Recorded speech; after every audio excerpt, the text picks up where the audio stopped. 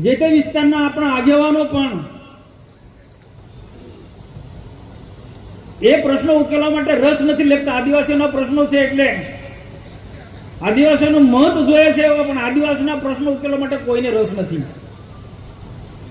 હા, એટલા માટે પણ આ કાર્યક્રમ રાખવામાં આવ્યો છે. આદિવાસી સમાજ જે જિલ્લાની અંદર જે ઘટના ઘટે છે અને જે બાકીના બધા જ લોકોએ આ પ્રશ્નોમાં જે ઘટના પર ધ્યાન આપવું જોઈએ તે નથી આપતા, તો ભવિષ્યમાં આપણા પ્રશ્નો પર બધા સત્તામાં બેઠેલા લોકો ધ્યાન આપે એના માટેનો કાર્યક્રમ છે. કેટલીક જગ્યાએ આપણે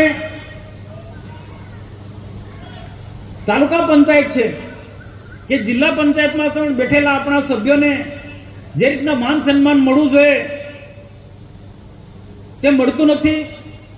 બદલપુરાના એક સરપંચ છે, તો એ સરપંચનો આખો વહીવટ તાલુકા પંચાયતને એસો કરે છે. તમે વિચાર કરો, સરપંચનો વહીવટ કોઈ ડેપ્યુટી સરપંચ કે પંચાયતનો સભ્ય નહીં, પરંતુ તાલુકા પંચાયતમાં બેઠેલો એસો કરે છે. આવું ઘણી બધી જગ્યાએ ઘણા પંચાયતોમાં જે છે કે આદિવાસી સરપંચ હોય એનો વહીવટ બીજા જ કરે છે, કાં તો ડેપ્યુટી સરપંચ વહીવટ કરે, કાં તો તાલુકામાં બેઠેલા લોકો આખી પંચાયતનો વહીવટ કરે. તો આ માટે રોકવા માટે આપણે સેવંતુભાઈ પણ કીધું ને આપણા મુકેશભાઈ પણ કીધું. મુકેશભાઈ થોડું જુસ્સામાં કીધું, એમને દુઃખ છે. એટલે સમાજે કેટલીક સુધારવા જેવી બાબતો, સંગઠિત થવા જેવી બાબતો, જાગૃત થવા કેટલીક બાબતો છે, એમને જાગૃતિ માટે એમને વાત કરી છે. હું પણ આ જ વાત કરું છું. આ બધા પ્રશ્નો માટે આપણે જાગૃત થવું પડશે. ત્રાલસા કોઠીમાં ભરૂચ તાલુકાનું ગામ છે, ત્યાં કોન્ટ્રાક્ટર વહીવટ કરે ગ્રામ પંચાયતનો. ત્રાલસા કોઠીમાં કોન્ટ્રાક્ટર વહીવટ કરે છે, યાકુબ ભાગ્યશાળી કરીને. આમ જો કહું છું તો તમે વિચાર કરો, આ કેટલી બધી બાબત ખરાબ કહેવાય. આપણા સરપંચોને સ્વતંત્ર રીતના વહીવટ કરાવવામાં નથી આવતો.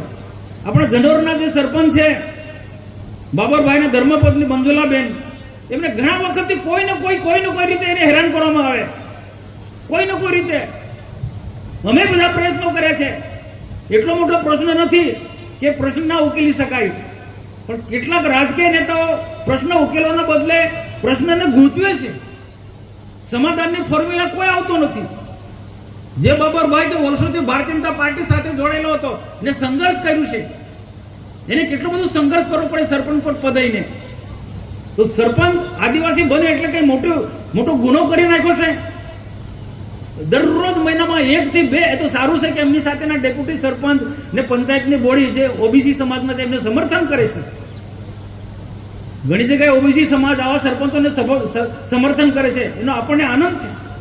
પણ બાકીના જે જવાબદાર લોકોએ આવા ઇન્ટરેસ્ટ લેવો જોઈએ એ નથી લેતા, એનું મને દુઃખ છે. નિકોરામાની જે ઘટના ઘટી, તમને કહું કે જે ભાવનાબેન કે જિલ્લા પંચાયતના આપણા સભ્ય છે, એમના માતા થોડા વર્ષો પહેલા ચંપાબેન સ્ટેજ પર બેઠા હતા, એ સરપંચ હતા. રામજીભાઈ પણ પહેલા સરપંચ હતા. આટલો મોટો પરિવાર, એમના પરિવારની અંદર એક લગ્ન હતો. લગ્ન પ્રસંગમાં નબીપુરના પીએલ ત્યાં જાય અને આખા ઘરમાં તોડફોડ કરે. તમે વિચાર કરો, લગ્નની તૈયારી 3 દિવસ લગ્નને બાકીના આખા ઘરમાં ગૂંધી વળ્યા. પીઆઈ નો સ્ટાફ બૂટ ચંપલ પહેરીને, આપણા ઘરમાં કોઈ બૂટ પહેરેલો માણસ નથી જઈ શકતો. એવી જ ઘટના બીજી સકુબેન અંગારેસરના સરપંચ, ત્યાં પણ આ પીઆઈ તે જ દિવસે આજના ઘરમાં જઈ અને પોલીસ સાથે આખા ઘરમાં ખૂંદી વળે. શું શોધતા હતા મને લાવે? દારૂના અડ્ડા જ્યાં ચાલે છે ત્યાં હપ્તા લે છે. જ્યાં નિર્દોષ આગેવાનો છે, આદિવાસી આવીને કોઈને કોઈ રીતના આ હેરાન કરવાના આ પોલીસ તંત્ર ઇરાદાપૂર્વક હેરાન કરે છે મને લાગે છે. એ વખતે પણ ડીએસપી થી માંડીને બધા જ આગેવાનો, રાજકીય આગેવાનોને પણ આનું ધ્યાન દોર્યું છે. પણ ડીએસપી તને પોલીસ તંત્ર તો એવું જાણે છે કે આદિવાસી એટલે શું છે કઈ નહીં, એને ધમકાવી ડરાવીને દબાઈ જશે. પણ આ બધા જ મિત્રોને, ભાઈ બહેનો નમ્ર વિનંતી છે કે ડરવાની જરૂર નથી, દબાવવાની કોઈ જરૂર નથી.